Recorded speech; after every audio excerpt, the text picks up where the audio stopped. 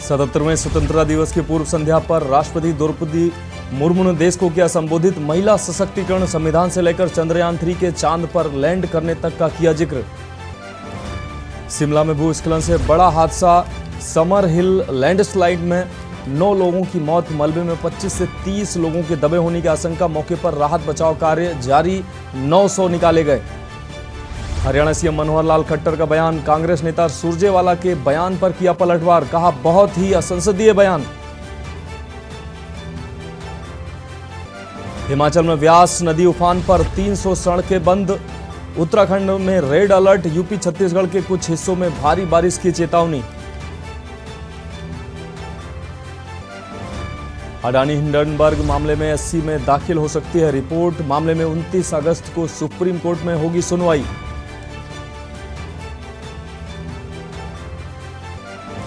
और Kanjhawala hit and run मामले में रोहिणी कोर्ट में हुई सुनवाई। मामले में औपचारिक तौर पर आरोप तय करने पर सुनवाई टली। 23 अगस्त को होगी अगली सुनवाई। आप देख रहे हैं की न्यूज, खबरों का सारथी।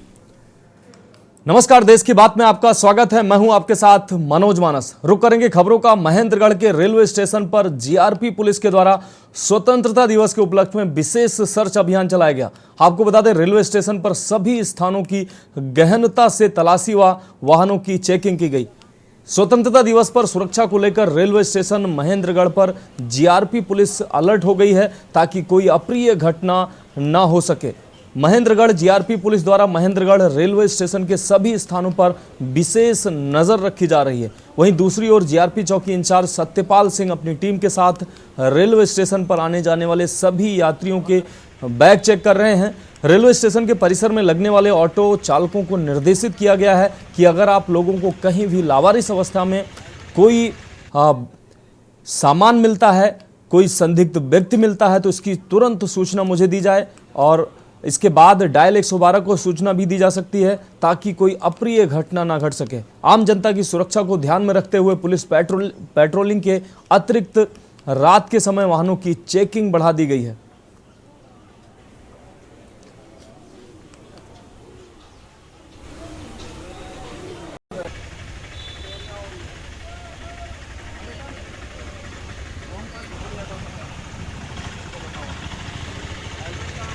वैसे तो ये रूटीन में चेकिंग चलती रहती है, लेकिन 15 अगस्त के दिवस के ऊपर अब उच्च अधिकारियों के विशेष दिशा निर्देश हैं चेकिंग के लिए और उसी रूप में जो चेकिंग की जा रही है। मतलब चेकिंग के दौरान कुछ कमियां पाई गई हैं? नहीं, चेकिंग के दौरान कोई कमियां तो नहीं पाई गई। कोई भी सस्पेक्टेड आदमी है या कोई सामान है उसको हम प्रॉपर चेक कर रहे हैं। सर, आपने जैसे बाहर ऑटो वालों को भी जागरूक किया है, उस बारे में क्या कहेंगे? ऐसे जो ऑटो वाले हैं ये जो है बस स्टैंड से या अपने शहर से सवारियों को लेके आते हैं स्टेशन के ऊपर, तो कोई भी सस्पेक्टेड आदमी आ सकता है, तो उन सस्पेक्टेड आदमियों के बारे में भी उनको बताया है। या कोई लावारिस सामान अगर कोई किसी का छूट जाता है या कोई मिल जाता है तो उसके बारे में भी उनको बताया गया है कि भी अगर मान लो कोई भी लावारिस सामान या कोई सस्पेक्टेड अगर मिलता है तो आप नियरेस्ट पुलिस स्टेशन या मुझे या 112 नंबर के ऊपर जो कॉल करके आप बता सकते हो। देश की बात में बढ़ेंगे अगली खबर की ओर। रेवाड़ी विधानसभा क्षेत्र के कोसली क्षेत्र में स्वतंत्रता दिवस से पहले कोसली विधायक लक्ष्मण सिंह यादव की अगुवाई में शहीदों को श्रद्धा सुमन अर्पित करने के उद्देश्य से विशाल तिरंगा यात्रा निकाली गई। इसके साथ ही कोसली विधायक लक्ष्मण सिंह ने कहा कि हम उन वीर शहीदों की बदौलत आज़ादी की खुली हवा में सांस ले रहे हैं जिन्होंने इस आज़ादी के लिए अपने प्राणों की आहुति दी है। उन्होंने लोगों से अपील की कि सरकार के हर घर तिरंगा अभियान में बढ़ चढ़कर अपनी भागीदारी दर्ज करवाएं और कटा फटा या बदरंग हो चुका तिरंगा न लगाएं। इस अवसर पर अनेकों भाजपाइयों ने अपनी उपस्थिति दर्ज करवाई।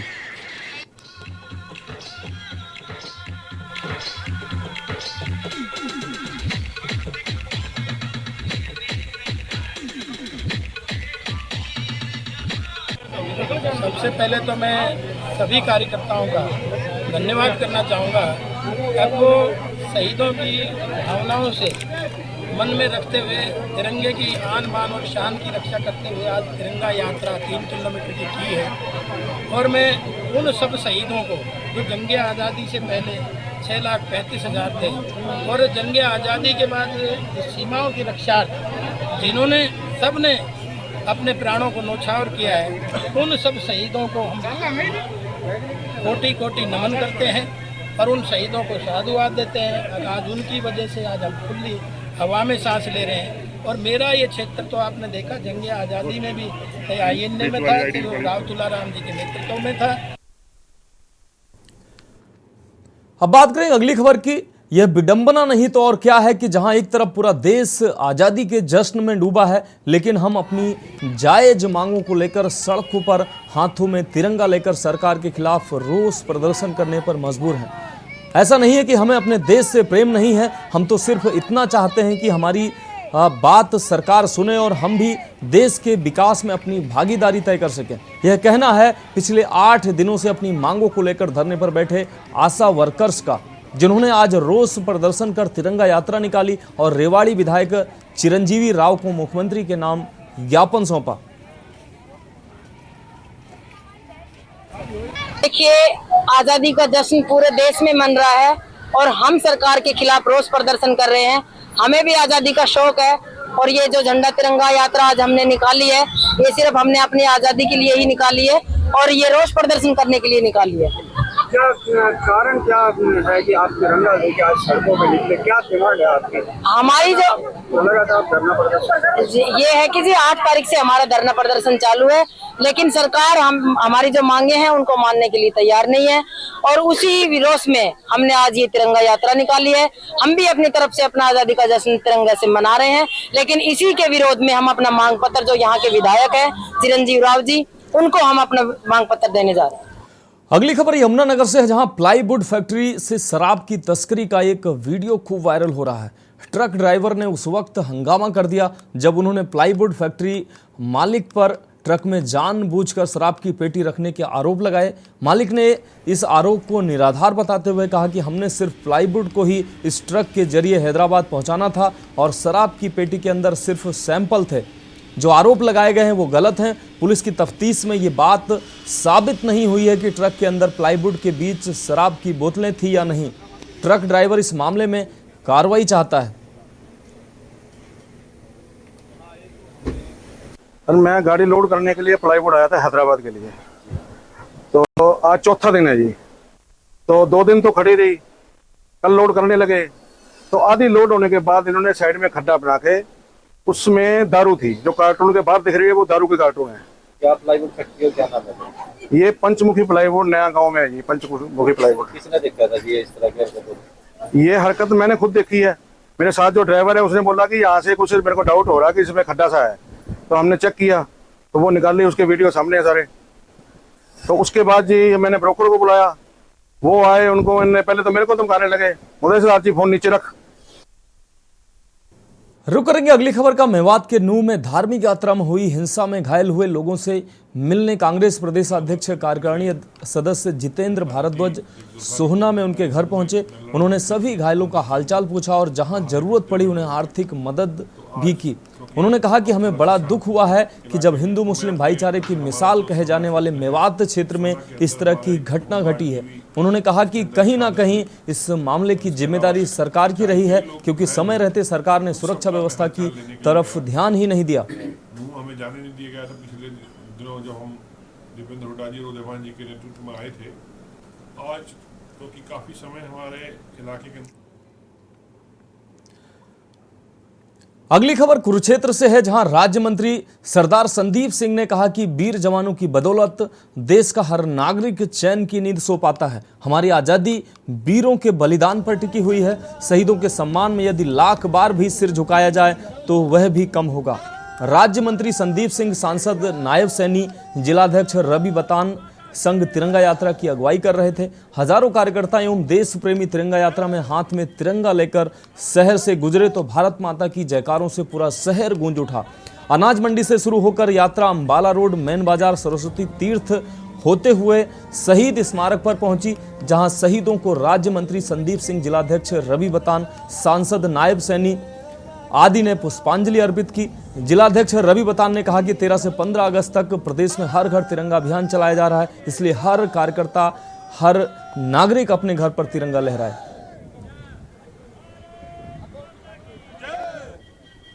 तिरंगा यात्रा आज़ादी के अमृत महोत्सव के रूप में जितने भी हमारे हिंदुस्तान के शहीद हुए हैं उनके घरों से मिट्टी लेकर, एक शहीद परिवार के मिट्टी लेकर एक अमृत वाटिका दिल्ली में बन रही है। तो मंडल वाइज कलश के अंदर हमने वो मिट्टी लेकर दिल्ली लेके जाएंगे हमारे मंडल अध्यक्ष। ये पहली बार ऐसा हुआ है कि जिन शहीदों ने शहादत दी है देश की आज़ादी के लिए, देश को सेवा करते हुए, वो शहीदों की वाटिका के रूप में दिल्ली में माननीय प्रधानमंत्री जी बना रहे हैं। तो वहाँ पर हमारे तीनों मंडल, इस्माइलाबाद मंडल, बाकली मंडल और पेहवा मंडल के मंडल अध्यक्ष जो हैं वो उस मिट्टी को उन्होंने रिस्पेक्ट के साथ उनके फैमिली से लेकर आए हैं। देश की बात में अगली खबर फतेहाबाद से है, जहां भट्टू कला क्षेत्र में पिछले 13 वर्षों से व्याप्त सेम की समस्या से किसान काफी परेशान हैं। खेतों में फसलें नहीं हो रही हैं, जिस कारण किसानों की हालत तो खराब हो ही रही है, पशुओं के लिए भी चारे का संकट बन गया है। साथ ही गांव में कैंसर और किडनी के मरीजों की संख्या लगातार बढ़ रही है। आज इनेलो नेता सांसद ढिंगसरा गांव जायजा लेने पहुंचे। उन्होंने किसानों से बातचीत की। अंगद ढिंगसरा ने बताया कि इस क्षेत्र के 15 के करीब गांव में 13 वर्षों से हर महीने लगातार बाढ़ वाली स्थिति बनी रहती है। उनकी सुधि कोई नहीं ले रहा है। उन्होंने बताया कि अब इस समस्या को लेकर कमेटी गठित की जाएगी और बड़ा आंदोलन भी छेड़ा जाएगा। प्रशासन नहीं चेता तो भट्टू को आने जाने वाले हर रास्ते को जाम किया जाएगा। जिला मुख्यालय पर भी धरना शुरू किया जाएगा। आवाज में कुछ मांगे हैं हमारी, जिस एरिया में सेम आई हुई है उसमें हमारी एक मांग तो ये है कि 50,000 रुपये प्रति एकड़ का हमें मुआवजा दिया जाए। दूसरा, जिन किसानों के अंदर सेम का जो एरिया है उसको एक स्पेशल जोन का दर्जा दिया जाए, उसका हरियाणा सरकार अलग से बजट पास करे। उस बजट के अंदर 50,000 रुपये प्रति एकड़ का मुआवजा, किसानों की बिजली माफ़ की जाए, किसानों का बीमा इस लेवल पे किया जाए तो इस बात की दिक्कत ना आए। तीसरा, इन किसानों की अगर लड़की की शादी करनी हो तो कन्यादान के रूप में 5 लाख रुपए इनको कन्यादान राशि दी जाए। अब बात अगली खबर की। जिला गुरदासपुर में आज मणिपुर की घटना के विरोध में कांग्रेस वर्करों ने प्रदेश कांग्रेस प्रधान अमरिंदर सिंह राजा वर्डिंग के नेतृत्व में कैंडल मार्च निकाला। इस दौरान विधायक वरिंदर मीत सिंह पहाड़ा, विधायक तृप्त राजिंदर सिंह बाजवा, विधायक सुखजिंदर सिंह रंधावा, विधायक अरुणा चौधरी, जिला यूथ कांग्रेस प्रधान बलजीत सिंह पहाड़ा सहित पार्टी पदाधिकारियों समेत बड़ी संख्या में कार्यकर्ता शामिल हुए। कैंडल मार्च में शाम 6 बजे नेहरू पार्क से शुरू हुआ, जो डाकखाना चौक, लाइब्रेरी चौक, हनुमान चौक से होते हुए भाई लालो चौक पहुंचकर समाप्त हुआ। ज्ञात रहे कि कांग्रेस लगातार मांग उठा रही है कि बीजेपी की केंद्र और मणिपुर सरकार हिंसा बंद कराए। इसके लिए केंद्र सरकार सख्त कदम उठाए। हिंसा में मारे गए और बेघर हुए लोगों को पुनर्वास भी किया जाए। कैंडल मार्च में कांग्रेस कार्यकर्ताओं के साथ आम लोगों ने भी हिस्सा लिया।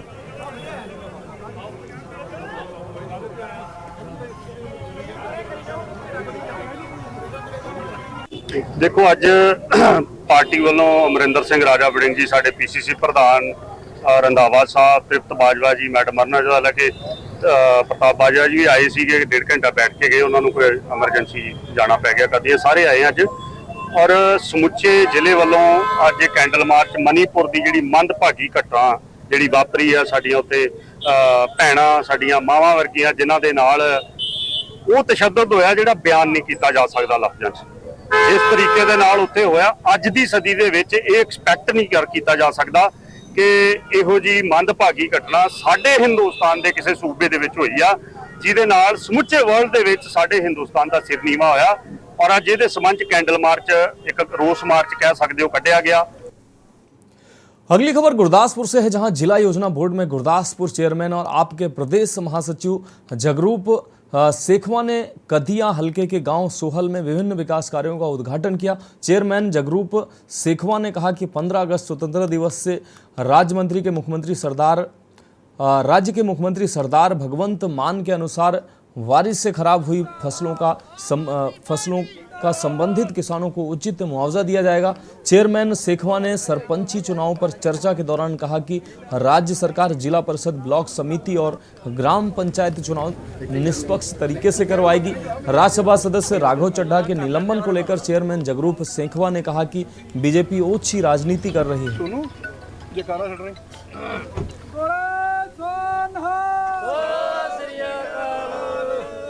ਸੋਲ ਪਿੰਡ ਤੋਂ ਵੱਖ-ਵੱਖ ਜਿਹੜੇ ਵਿਕਾਸ ਦੇ ਕਾਰਜ ਹੋਏ ਨੇ ਉਹਨਾਂ ਦਾ ਅੱਜ ਉਦਘਾਟਨ ਕੀਤਾ ਗਿਆ ਵਾ। ਜਿੱਦਾਂ ਕਿ ਗਲੀਆਂ ਨਾਲੀਆਂ ਇੰਟਰਲੌਕ ਜਿਹੜੀਆਂ ਟਾਈਲਾਂ ਉਹ ਗਲੀਆਂ ਨਾਲੀਆਂ ਬਣੀਆਂ ਨੇ। ਇਹਦੇ ਤੋਂ ਇਲਾਵਾ ਸ਼ਮਸ਼ਾਨ ਘਾਟ 'ਚ ਵੀ ਇੰਟਰਲੌਕ ਲੱਗੀ ਆ। ਇਹਦੇ ਨਾਲ ਇੱਥੇ ਜਿਹੜਾ ਸਾਂਝਾ ਜਲ ਤਲਾਬ ਆ, ਜਿੱਥੇ ਸਾਰੇ ਪਿੰਡ ਦਾ ਜਿਹੜਾ ਵਾ ਆਪਣਾ ਜਿਹੜਾ ਪਾਣੀ ਆ ਉਹਦਾ ਜਿਹੜਾ ਵਾ ਸਟੋਰੇਜ ਕੀਤੀ ਜਾਊਗੀ ਤਾਂ ਕਿ ਜਿਹੜਾ ਪਾਣੀ ਆ ਉਹਦਾ ਅਸੀਂ ਬਚ ਬਚਾ ਕਰ ਸਕੀਏ। ਔਰ ਇਹਦੇ ਨਾਲ ਡਿਸਪੈਂਸਰੀ ਵੀ ਆ ਔਰ ਜਿਹੜੀ ਪਿੰਡ ਨੂੰ ਅਪਰੋਚ ਰੋਡ ਆਉਂਦੀ ਆ ਉਹਦਾ ਵੀ ਟੈਂਡਰ ਜਿਹੜਾ ਹੋ ਚੁੱਕਿਆ, ਉਹਦਾ ਵੀ ਕੰਮ ਜਿਹੜਾ ਵਾ ਉਹ ਸ਼ੁਰੂ ਹੋਣ ਜਾ ਰਿਹਾ ਵਾ। रुक करेंगे अगली खबर का। आलोट के कृषि उपज मंडी परिसर में भाजपा कार्यकर्ता सम्मेलन आयोजित किया गया था। कार्यक्रम में हजारों की संख्या में कार्यकर्ता गांव-गांव से पहुंचे और कार्यक्रम की शुरुआत विठल मंदिर चौराहे से मुख्य बाजार होते हुए कृषि उपज मंडी परिसर पहुंची। कार्यक्रम में मुख्य अतिथि के रूप में भाजपा राष्ट्रीय महासचिव कैलाश विजयवर्गीय प्रतिभाग करते नजर आए। कैलाश विजयवर्गीय ने पत्रकारों के एमपी के कद्दावर नेता के सवाल पर कहा कि भारतीय जनता पार्टी का शीर्ष नेतृत्व के आधार पर ही सीएम पद के उम्मीदवार तय किए जाते हैं। उन्होंने प्रदेश उपाध्यक्ष आलोक शर्मा के बयान पर कहा कि भारतीय जनता पार्टी को मुस्लिम समुदाय बड़ी संख्या में वोट दे रहा है। सरकार की सभी योजनाएं गरीब मुस्लिम समुदाय तक पहुंचाई जा रही हैं। महासचिव कैलाश विजयवर्गीय ने कहा कि प्रधानमंत्री नरेंद्र मोदी के नेतृत्व में देश सशक्त हुआ है। भारतीय जवानों पर हमला करने वालों पर सख्त कार्रवाई की जाती है। 5 किलो प्रति व्यक्ति मिलेगा, नहीं हो तो शिकायत करना। भारतीय जनता पार्टी ने, भारतीय जनता पार्टी के कार्यकर्ताओं ने जिस प्रकार प्रदेश में और देश में गरीब कल्याण की योजनाओं गरीबों तक पहुंचाया, निश्चित रूप से सारे देश में भारतीय जनता पार्टी जीतेगी। लोकसभा में भी जीतेगी और विधानसभा में भी हम 2/3 बहुमत से जीतेंगे। मुझे लगता है कि कांग्रेस के पास न मुद्दे हैं न कोई विषय, वो नकल करने की कोशिश कर रहे हैं, पर जनता में कोई विश्वास नहीं है उनको। भारतीय जनता पार्टी ने लगातार देश और प्रदेश की जनता की सेवा करके विश्वास जीता और इसलिए सारे प्रदेश में भारतीय जनता पार्टी की लहर है और हम 2/3 बहुमत से सरकार में। देश की बात में अब खबरें झारखंड से हैं। पड़ाव संघ की 111वीं कांवर यात्रा 56 फीट लंबी कांवर कहलगांव उत्तर वाहिनी गंगा से जल भरकर भव्य झांकी और भजन कीर्तन मंडली के साथ कुरमाहाट स्थित निःशुल्क बोलबम सेवा शिविर पहुंची। कांवरिया श्रद्धालुओं के लिए बोलबम सेवा समिति दुमका ने शिविर में भंडारे का प्रबंध किया। साथ ही कांवरियों को पानी, नींबू शरबत, चिकित्सा और सोने की समुचित व्यवस्था की गई। शिविर में कांवरियों के और श्रद्धालुओं ने गंगा आरती, भक्ति जागरण कार्यक्रम प्रस्तुत किया। बोलबम के जयकारों से पूरा पंडाल परिसर भक्तिमय हो गया। इस कांवड़ यात्रा में करीब 5000 श्रद्धालु शामिल हुए। बोलबम सेवा समिति से शिव भक्ति गीतों में झूमते बासुकीनाथ धाम के लिए रवाना हुए। कांवड़िया श्रद्धालु सोमवार को बासुकीनाथ धाम में जलाभिषेक आज सोमवार को जलाभिषेक किया। इन सभी कांवड़ियों ने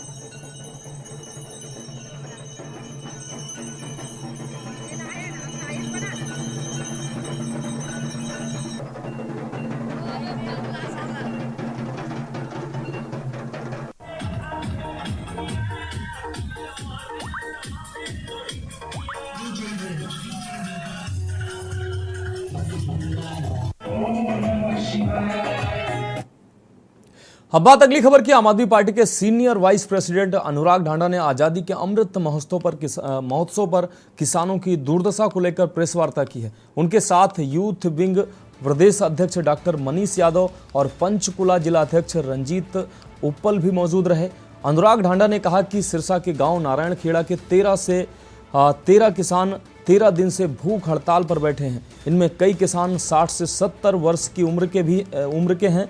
3 किसान अस्पताल में भी भर्ती हो चुके हैं और वहीं से अपनी भूख हड़ताल जारी रखे हुए हैं। यदि बुजुर्ग किसानों की तबीयत खराब होती है तो रिकवरी हो पाना मुश्किल है, लेकिन सरकारी अधिकारियों, मंत्रियों और विधायकों के कान पर जूं तक नहीं रेंग रही है। पिछले 103 दिन से धरना और 13 दिन से भूख हड़ताल चल रही है। 4 किसान पानी की टंकी पर चढ़े हुए हैं और सरकार सुनने को तैयार नहीं है। आम आदमी पार्टी इस मामले में पूरी मजबूती के साथ किसानों के साथ खड़ी है। उन्होंने कहा कि किसान सरकार से 2022 का बीमा क्लेम मांग रहे हैं, जिसके लिए उन्होंने सारी प्रीमियम राशि पहले ही भरी हुई है। किसानों का 250 करोड़ का प्रीमियम बीमा कंपनी के पास गया हुआ है। पूरे सिरसा जिले का 641 करोड़ रुपए का क्लेम बीमा कंपनी के पास पेंडिंग है और सरकार ने ऐसी कंपनी को ब्लैक लिस्ट करने की बजाय अगले 3 साल के लिए हरियाणा के 3 क्लस्टर में से 2 इस कंपनी को दे दिए हैं। उन्होंने कहा कि बीमा कंपनी के साथ स्थानीय अधिकारियों और सरकार की सांठगांठ है। उन्होंने कहा कि 15 अगस्त को फतेहाबाद में मुख्यमंत्री तिरंगा फहराएंगे। आज़ादी के इस पर्व को हर देशवासी धूमधाम से मनाना चाहता है। इस पर्व में हरियाणा के किसान भी शामिल हो सकें, इसके लिए मुख्यमंत्री मनोहर लाल खट्टर को दखल देकर तुरंत प्रभाव से 641 करोड़ रुपए की पेंडिंग बीमा राशि का भुगतान करवाना चाहिए। उन्होंने कहा कि AIC एग्रीकल्चर इंश्योरेंस कंपनी इस बार फसल बीमा योजना की प्रीमियम राशि 10 से 15% इस कंपनी ने बढ़ाई है।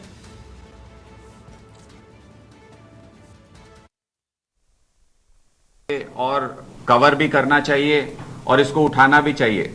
सिरसा के नारायण खेड़ा गांव में पिछले 13 दिन से 13 किसान भूख हड़ताल पर बैठे हैं। मैं खुद वहां जाकर के आया था। इनमें से कई किसान 60 से 70 वर्ष की उम्र के हैं। 3 किसान हॉस्पिटलाइज हो चुके हैं और हॉस्पिटल में ही अपनी भूख हड़ताल को जारी रखे हुए हैं, आगे चला रहे हैं। इनमें से 2-3 किसान तो जिनकी उम्र 70 साल के आसपास है, ऐसे हैं कि अगर उनकी हेल्थ डिटेरियोरेट होती है तो रिकवरी लगभग नामुमकिन हो जाएगी, पॉसिबल नहीं होगी। लेकिन सरकारी अधिकारियों के, मंत्रियों के, विधायकों के कान पे जूं तक नहीं रेंग रही। पिछले 103 दिन से धरना चल रहा है वहां पर किसानों का। 13 दिन से भूख हड़ताल चल रही है। 4 लोग पानी की टंकी के ऊपर चढ़े हुए हैं, 4 किसान, और आप अंदाजा नहीं लगा सकते कि किस डिफिकल्टी से वो वहां जिंदगी जी रहे हैं। सब कुछ उनको अपनी दैनिक क्रिया सब कुछ ऊपर ही करना होता है, खाते पीते रहते ऊपर ही हैं। 1.5 फुट की जगह पानी की टंकी के आसपास, उस 1.5 फुट की जगह में पिछले 12-13 दिन से वो लोग अपना जीवन यापन कर रहे हैं, वहां पर जी रहे हैं और सरकार सुनने को तैयार नहीं है। वहां पर लगातार किसानों की संख्या बढ़ती जा रही है। आसपास की पंचायत इसमें शामिल हो गई हैं। 16 तारीख का अल्टीमेटम दे रखा है किसानों ने कि हाईवे जाम कर देंगे। अगर सरकार वापस से वही स्थिति पैदा करना चाहती है प्रदेश के अंदर जो हमने 1 साल तक के किसान आंदोलन में देखा, तो अलग बात है। लेकिन अगर सरकार जरा भी गंभीर है, और मूल प्रश्न यह है कि वो किसान मांग क्या रहे हैं, वो कोई अनैतिक चीज नहीं मांग रहे हैं, वो सरकार से कोई फेवर नहीं मांग रहे हैं, वो 2022 का अपना बीमा क्लेम मांग रहे हैं, जिसके लिए उन्होंने सारी प्रीमियम राशि भरी हुई है। करीब करीब 250 करोड़ से भी ज्यादा का प्रीमियम इन किसानों से इस बीमा कंपनी के पास गया हुआ है। और पूरे सिरसा डिस्ट्रिक्ट का अगर देखें, सरकार की तरफ से क्लियर किया हुआ, सरकारी अधिकारियों की तरफ से गांव वाइज सर्वे करके क्लियर किया हुआ 641 करोड़ रुपए का क्लेम इन किसानों का फसल के नुकसान का पेंडिंग है। लेकिन कंपनी कुछ ना कुछ क्वेरी लगा करके, कुछ ना कुछ अड़चन डाल करके, आप सोचिए सरकार से भी ऊपर की चीज हो गई प्राइवेट बीमा कंपनी, और ये सरकार उसको किस तरीके से फेवर कर रही है, इसका अंदाजा आप लगाइए कि ऐसी कंपनी को ब्लैकलिस्ट करने की बजाय इस कंपनी को अगले 3 साल के लिए पूरे हरियाणा को 3 क्लस्टर में डिवाइड किया गया, डिस्ट्रिक्ट बांट दिए गए 3 हिस्सों में। उन 3 में से 2 क्लस्टर इस कंपनी को दे दिए गए अगले 3 साल के लिए। किसानों को फिर से इस कंपनी के चंगुल में फेंक दिया गया, और वो देने से पहले, अगला टेंडर देने से पहले सरकार ने यह भी सुनिश्चित नहीं किया कि जो इन किसानों का क्लेम बनता है 641 करोड़ रुपए का, वो क्लेम कम से कम इन किसानों को दिलवा सकें।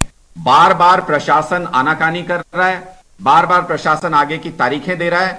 वहां पूरे सिरसा में यह प्रचलित है कि जो स्थानीय अधिकारी हैं उनकी इस बीमा कंपनी के अधिकारियों के साथ उठ बैठ है, पार्टियां होती हैं इनकी रेगुलर, और बीमा कंपनी ने सरकारी अधिकारियों के साथ साथ सरकार के मंत्रियों को, सरकार को मानो मैनेज कर लिया है कि किसानों की बात सुनने को सरकार तैयार नहीं है।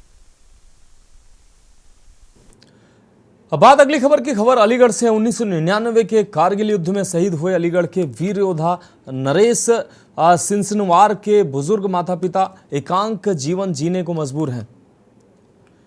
तो वहीं ग्रामीण 24 साल बीत जाने के बाद भी विकास की राह ढूंढ रहे हैं। वीर शहीद नरेश के बुजुर्ग माता पिता का कहना है कि बेटे की शहादत के बाद उसकी पत्नी सब कुछ लेकर अपने मायके चली गई। शहीद के नाम पर मिला पेट्रोल पंप का संचालन भी उसके मायके वाले करते हैं, जिसके जाने के बाद शहीद के बुजुर्ग माता पिता अपनी छोटी सी खेती बाड़ी कर अपना जीवन यापन करने को मजबूर हैं। सरकार की तरफ से 2.5 रुपये प्रति माह, आपको बता दें 2.5 रुपये प्रति माह मिलने वाली वृद्धा पेंशन भी बीते 9 माह से नहीं मिली है।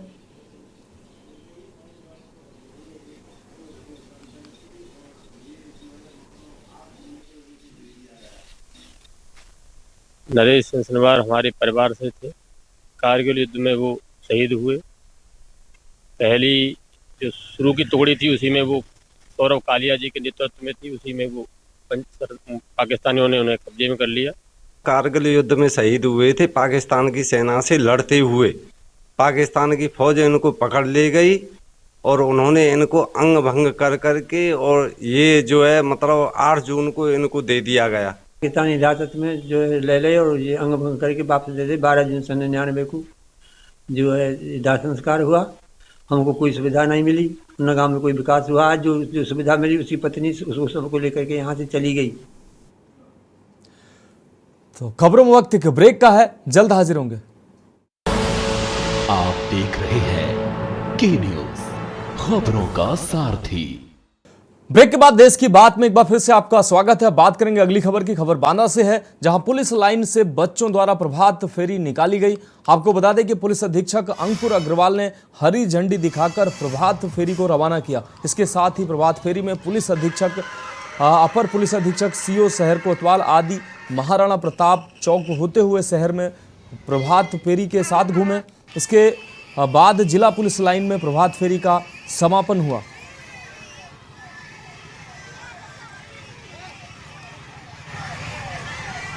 लगातार 2-3 दिन से हमारे जनपद में पुलिस द्वारा एवं अन्य विभागों द्वारा अलग अलग प्रोग्राम किए जा रहे हैं। लोगों को जागरूक भी किया जा रहा है और खुशी से जो हमारा स्वतंत्र दिवस है इसको मनाया भी जा रहा है। उसी संबंध में आज एक प्रभात फेरी, जो जैसे कि आप सब जानते हैं हमारे पुलिस लाइन में एक स्कूल है जो चलता है, संचालित है, तो उसी के बच्चों के साथ, क्योंकि वो पुलिस लाइन से जुड़े हुए हैं, पुलिस लाइन के कुछ कर्मी हमारे द्वारा, एडिशनल एसपी साहब द्वारा, सीओ द्वारा, सभी के द्वारा एक प्रभात फेरी निकाली गई।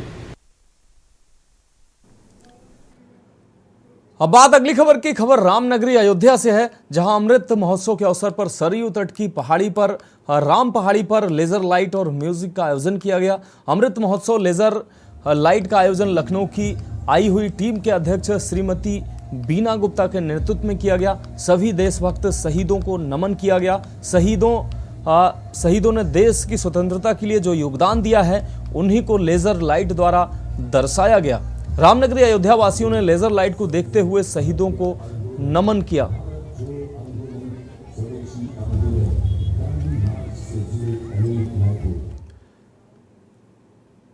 अगली खबर संभल से है, जहां बीजेपी के जिला कार्यालय पर कार्यक्रम में माध्यमिक शिक्षा राज्य मंत्री गुलाब देवी पहुंची। उन्होंने कांग्रेस पार्टी पर जमकर निशाना साधा।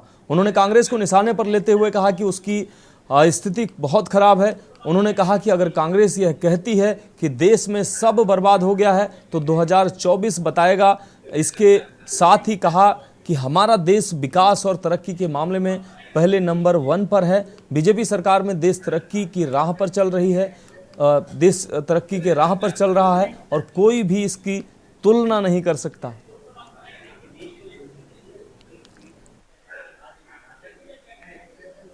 वो ये कह रहे हैं कि सब कुछ बर्बाद हो गया, ये तो 2024 बताएगी। और उनकी स्थिति उन्हें बता रही है कि क्या बर्बाद हुआ है। वो खुद में बर्बाद हुए हैं या देश बर्बाद हुआ है। देश तो पहले नंबर पे जा रहा है हमारा, देश की तो कोई तुलना ही नहीं कर सकता। इतनी तरक्की हो रही है, नाम से पहचाना जा रहा है हमारा देश, लेकिन आज जो स्थिति उनकी हो रही है कांग्रेस की, वो खुद ही ये बता दे, उनको पता चल रहा है। तो इस तरह के बयानबाजी बार बार आती है, क्या ये खुद को चमकाने के लिए इस प्रकार के हल्के बयान देते हैं जो ठीक नहीं है। तो क्या स्थिति हो चुकी है और क्या आगे नहीं, कांग्रेस की स्थिति आप देख नहीं रहे क्या हो रही है। कहीं कोई नाम लेने वाला है कांग्रेस का? अब बात अगली खबर की। फर्रुखाबाद भी देश की आजादी के प्रमुख केंद्रों में से एक था। कोतवाली में बम फेंकने वाले शहर कोतवाली क्षेत्र के साहबगंज चौराहा निवासी पंडित राम नारायण आजाद हैं।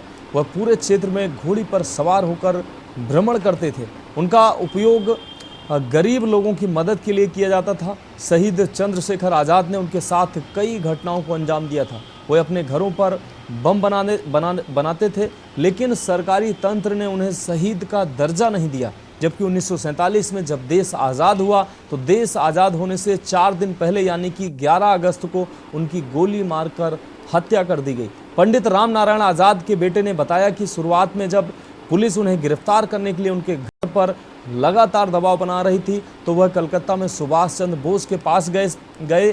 साथ ही उन्होंने एक जहाज पर काम भी करना शुरू कर दिया ताकि कोई उन्हें पहचान ना सके। उनकी बहादुरी के किस्से आज भी चर्चा बने हुए हैं क्षेत्र में। और इनका एक आज़ादी की लड़ाई में काफ़ी बड़ा योगदान रहा है। इनके छोटे भाई भी क्रांतिकारी थे। इनकी माता जी भी स्वतंत्रता सेनानी थी और पिताजी भी स्वतंत्रता सेनानी रहे। उनको भी सजाएं होंगी। आज़ाद जी बचपन से ही जो है बड़ा दिलेर और बड़ा अंग्रेजों के खिलाफ थे। तेवर तो तभी समझ में आ गए थे उनके जब उन्होंने एक पत्थर मारा था अंग्रेज के। उसके बाद उनको कोतवाली में फायरिंग की थी और उसके बाद एक राजेपुर का थानेदार बहुत दमन करता था क्रांतिकारियों का, क्योंकि गंगा पार भी कर लेते थे, तैर लेते थे। तो बचपन में ही उन्होंने उम्र रही होगी करीब 15-16 साल करीब। अगली खबर भी फर्रुखाबाद से, जहां आजादी के अमृत महोत्सव के अंतर्गत आयोजित कार्यक्रमों की श्रृंखला में फतेहगढ़ स्थित जिला कारागार पर आयोजित किए गए मेरी माटी मेरा देश कार्यक्रम में सभी सिद्ध दोष बंदियों एवं अधिकारियों व कर्मचारियों ने बड़े जोश व उत्साह के साथ भाग लिया। पुलिस महानिदेशक महानिरीक्षक कारागार एसएन सावंत के निर्देशन, अपर महानिरीक्षक कारागार प्रशासन श्रीमती चित्रलेखा सिंह एवं प्रभारी डीआईजी जेल शिवहरि मीणा की कुशल पर्यवेक्षण में आज़ादी के अमृत महोत्सव के अंतर्गत आयोजित कार्यक्रमों की श्रृंखला में मेरी माटी मेरा देश कार्यक्रम जिला कारागार फतेहगढ़ में बंदियों के बीच आयोजित किया गया। कार्यक्रम में सभी सिद्ध दोष बंदियों एवं अधिकारियों व कर्मचारियों ने पूरे जोश के साथ इस कार्यक्रम में भाग लिया। सर्किल में बंदियों ने कलश में मिट्टी डालकर एवं हाथ में तिरंगा लेकर मेरी माटी मेरा देश, वंदे मातरम एवं भारत माता की जय के उद्घोष के साथ एक विशाल एवं भव्य कलश यात्रा भी निकाली।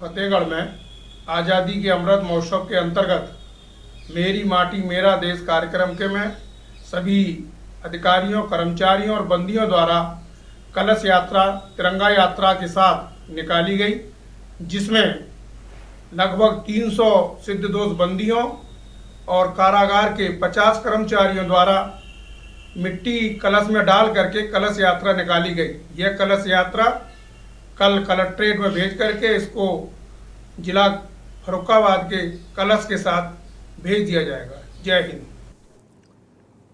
रुक करेंगे अगली खबर का। अयोध्या में पेट्रोलियम डीलर एसोसिएशन की बैठक में स्थानीय साने अवध होटल के सभागार में प्रदेश उपाध्यक्ष जिला अध्यक्ष राजेश कुमार सिंह की अध्यक्षता में संपन्न हुई ये बैठक। इस अवसर पर पेट्रोलियम डीलर एसोसिएशन के प्रदेश उपाध्यक्ष राजेश सिंह ने बताया कि पिछले लगभग 7 वर्षों से डीजल एवं पेट्रोल पर एक भी पैसे कमीशन नहीं बढ़ाया गया है। प्रदेश एसोसिएशन द्वारा मोबाइल वाउचर बैन को उत्तर प्रदेश शासन ने बंद कर दिया है और भारत सरकार द्वारा भी मानक के विपरीत नए पेट्रोल पंप लगाए जा रहे हैं, जिसका एसोसिएशन द्वारा कड़ा विरोध किया गया है। बैठक में पेट्रोल पंपों की सुरक्षा पर विचार विमर्श किया गया। इसके तहत आगामी 23 अगस्त को Uttar Pradesh petroleum traders association द्वारा दिल्ली के जंतर मंतर पर पूरे देश के डीलरों द्वारा एक दिवसीय धरना प्रदर्शन करते हुए पेट्रोलियम मंत्री को ज्ञापन दिया जाएगा। ज्ञापन में डीजल पेट्रोल पर कमीशन बढ़ाए जाने और आने वाले दिनों में अन्य पेट्रोल पंप नए लगाए जाने का विरोध किया जाएगा।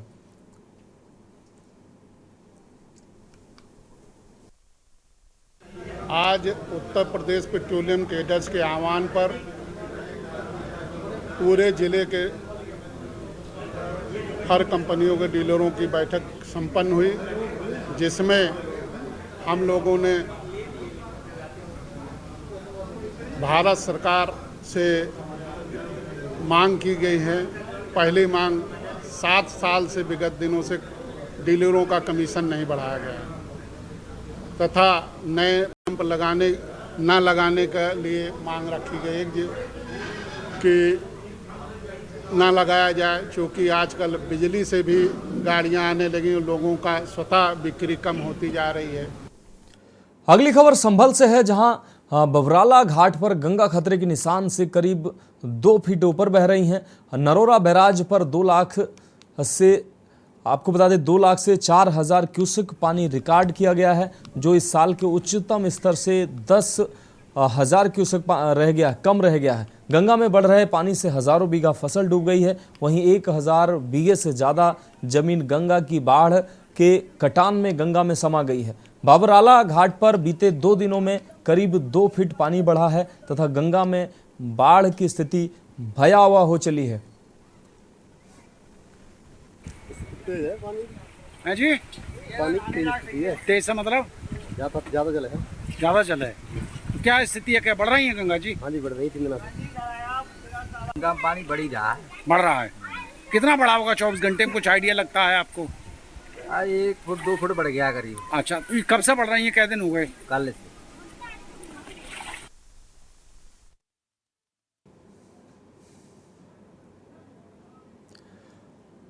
रुक करेंगे अगली खबर का। रायबरेली के बस्तेपुर रामजीपुरम के रोड पर अभी हाल ही में अमृत योजना के तहत सीवर लाइन डाली गई थी। इसके बाद मिट्टी डाल दी गई थी, लेकिन बरसात होने के कारण आने जाने वालों को परेशानियों का सामना करना पड़ रहा है। इससे भी पहले जमीन और चेंबर के पास गड्ढे हो चुके हैं, लेकिन 4 पहिया वाहनों के निकलते ही गाड़ियां फंस गई हैं।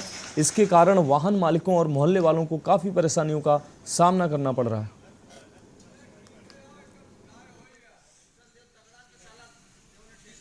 चरखारी में आज सुबह पुलिस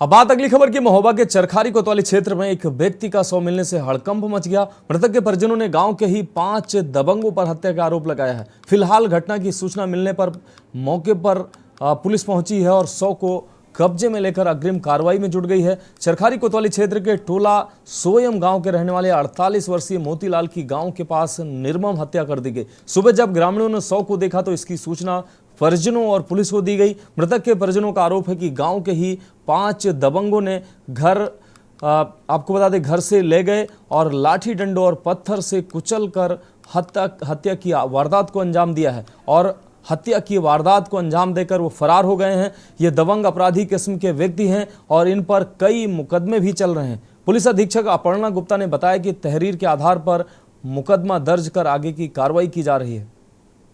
चरखारी में आज सुबह पुलिस को एक सूचना प्राप्त हुई कि एक व्यक्ति का शव पड़ा हुआ है। इस तरह की सूचना प्राप्त होते ही पुलिस मौके पर पहुंची। सारे सीनियर ऑफिसर्स वहां पहुंचे और उनसे टीम को भी बुलाया गया। इस तरह से घटनाक्रम पाया गया कि वहां पे एक व्यक्ति मोतीलाल अहिरवार जो कि 48 वर्षीय है, उसका वह शव था। और वहाँ पे जानकारी करने पर प्राप्त बात ये सामने आई कि वह अपने दोस्तों के साथ शाम के समय प्रायः ही घर से बाहर जाया करता था और कल भी वह रात को 8 बजे घर से बाहर गया था, वापस नहीं आया था। सुबह उसका शव मिला है। मेरे भाई को ये 5 गांव के दबंग लोग शाम को करीब 9 बजे बहला फुसला कर ले गए। इन्होंने शराब पिला करके लाठी डंडों से मेरे भाई की हत्या कर दी। 5 दबंग शाम को करीब 9 बजे बहला फुसला कर अपने घर ले गए, वहाँ पे दारू पिलाई, तो इसके बाद लाठी डंडों से कुचल के उसकी हत्या कर दी, मार। कैसी जानकारी लगी आप लोगों को? जी, सुबह गांव वालों ने बताया है कि यहाँ पे तुम्हारा भाई पड़ा हुआ है मंदिर के पास, तो वहाँ हम लोग गए तो वो मृत पाए गए, पुलिस को सूचना दी गई।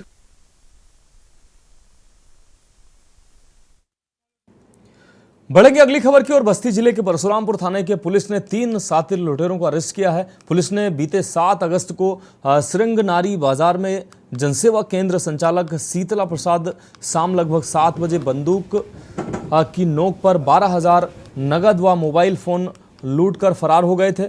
पीड़ित ने बताया कि जनसेवा केंद्र को बंद कर वह घर जा रहे थे। जियावनपुर गांव के पास बाइक पर सवार युवकों ने रुकने को कहा। मैंने जान पहचान का व्यक्ति समझकर अपनी बाइक को रोक दिया। जैसे ही बाइक रुकी, बदमाशों ने बाइक की चाबी निकाल ली और डिग्गी में रखा बैग निकाल लिया। घर पहुंचने के बाद पुलिस को अपने साथ हुई लूट की घटना की जानकारी दी। लूट की सूचना के बाद पुलिस ने बदमाशों की तलाश शुरू कर दी। सीसीटीवी को जब पुलिस ने खंगाला तो लुटेरों की पहचान की गई। लुटेरों के पास से लूट के 4500 नगद रुपए और लूट में प्रयोग 2 बाइक पुलिस ने बरामद की है।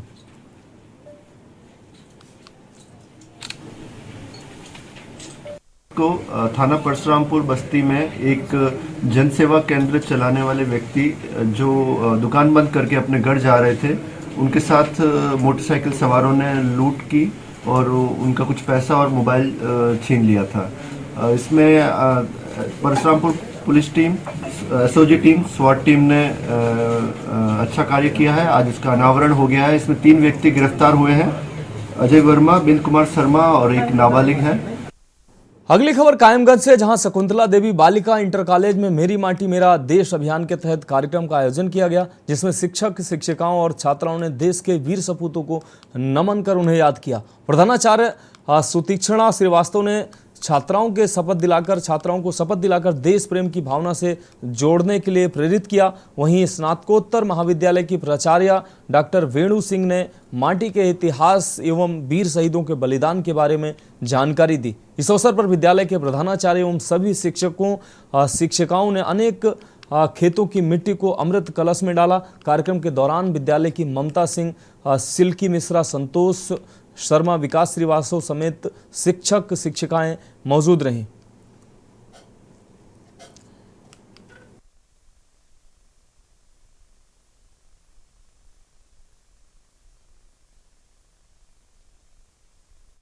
अब बात अगली खबर के। रिंग रोड पर लूट से संबंधित 3 युवकों को पुलिस ने गिरफ्तार किया है। पुलिस ने बताया कि थाना सिंधोली के पास 9 अगस्त की रात जलालपुर थाना रोजा निवासी पीड़िता अर्चना के साथ लूट की वारदात को अंजाम दिया गया था। पीड़ित ने 3 लोगों के खिलाफ मुकदमा पंजीकृत कराकर न्याय की गुहार लगाई थी। पुलिस अधीक्षक अशोक कुमार मीणा के निर्देश पर प्रभारी निरीक्षक सिंधोली महेंद्र सिंह ने बबलू पुत्र स्वर्गीय जलील, ग्राम महाऊ निवासी हरिओम पांडे पुत्र सुरेश बाबू पांडे, कैलाश नगर कॉलोनी निवासी सुरजीत पुत्र बलबीर निवासी ग्राम बसुलिया निवासी को गिरफ्तार किया। आरोपियों के पास से मंगलसूत्र, 5,000 नगद, आधार कार्ड, पैन कार्ड, बाइक बरामद की गई है।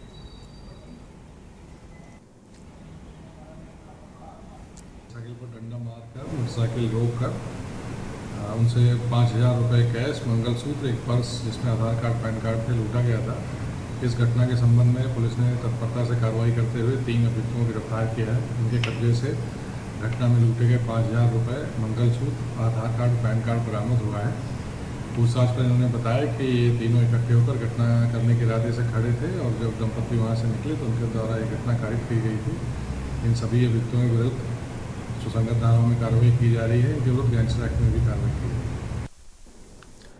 देश की बात में अगली अहम खबर की बात करेंगे। उत्तराखंड की बागेश्वर विधानसभा सीट पर होने वाले उपचुनाव में कांग्रेस बीजेपी ने अपना प्रत्याशी घोषित कर दिया है। कांग्रेस ने एक दिन पहले पार्टी में शामिल हुए आम आदमी पार्टी के नेता बसंत कुमार को प्रत्याशी घोषित किया है। वहीं कांग्रेस पार्टी की ओर से कई दिनों की उठापटक के बाद आज बागेश्वर में प्रेस वार्ता आयोजित की गई थी, जिसमें कांग्रेस ने बागेश्वर विधानसभा के उपचुनाव में आम आदमी पार्टी के पूर्व प्रदेश अध्यक्ष व पूर्व विधायक प्रत्याशी को बागेश्वर विधानसभा का कांग्रेस प्रत्याशी घोषित कर दिया है।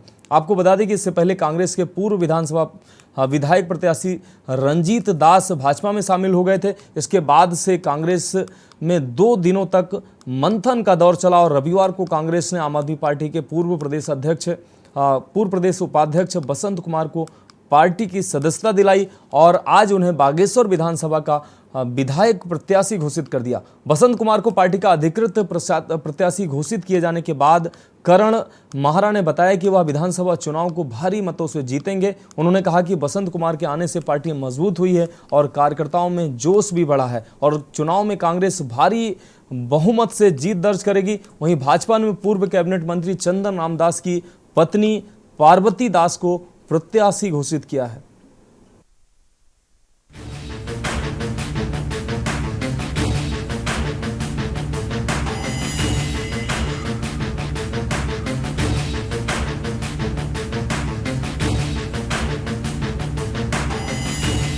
उत्तराखंड के बागेश्वर विधानसभा सीट पर होने वाले उपचुनाव में कांग्रेस ने अपना प्रत्याशी घोषित कर दिया है।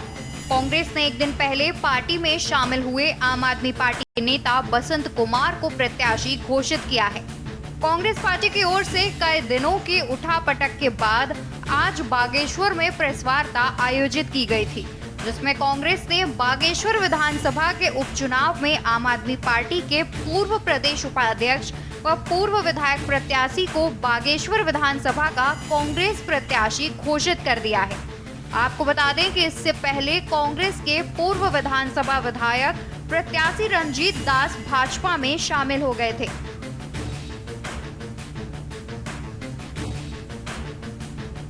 इसके बाद से कांग्रेस में 2 दिनों तक मंथन का दौर चला और रविवार को कांग्रेस ने आम आदमी पार्टी के पूर्व प्रदेश उपाध्यक्ष बसंत कुमार को पार्टी की सदस्यता दिलाई और आज उन्हें बागेश्वर विधानसभा का विधायक प्रत्याशी घोषित कर दिया है।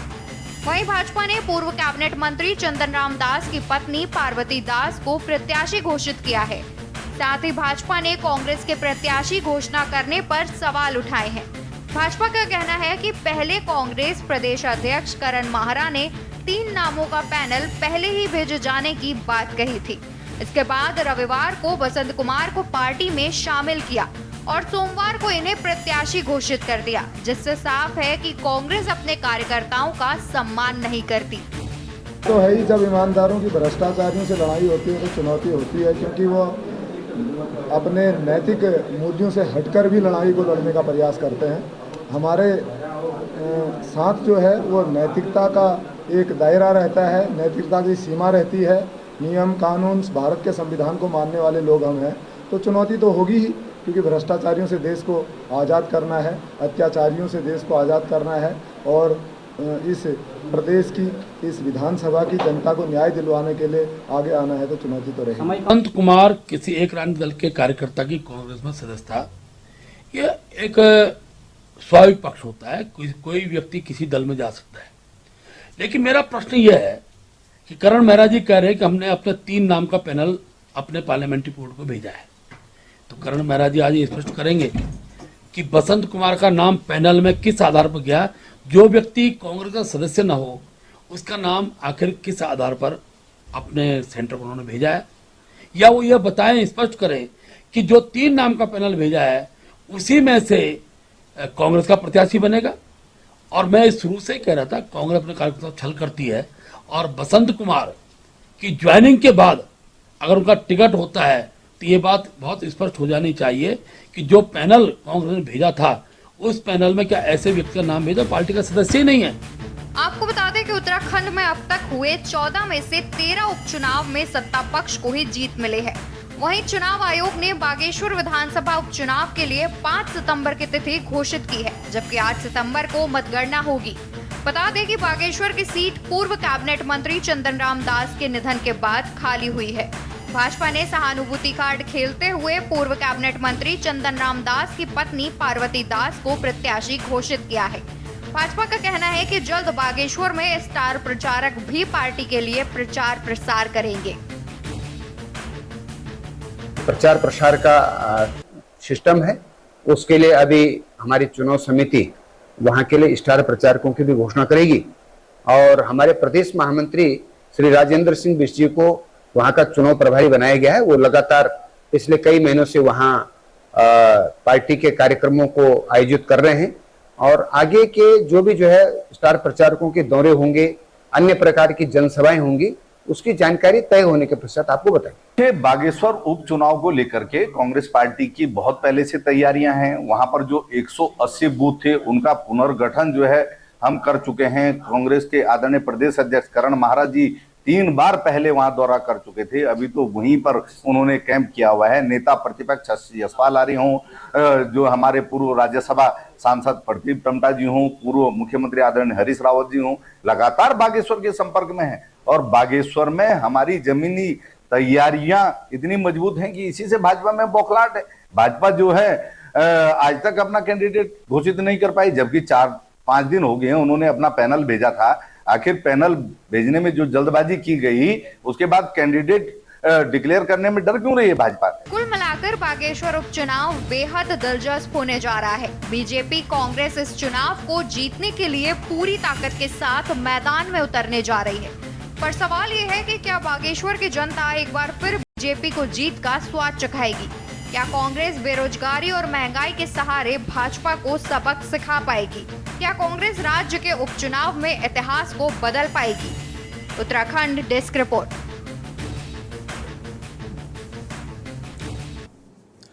तो देश की बात में आज मेरे साथ इतना ही। मुझे दीजिए इजाजत और आप देखते रहिए के न्यूज़ इंडिया।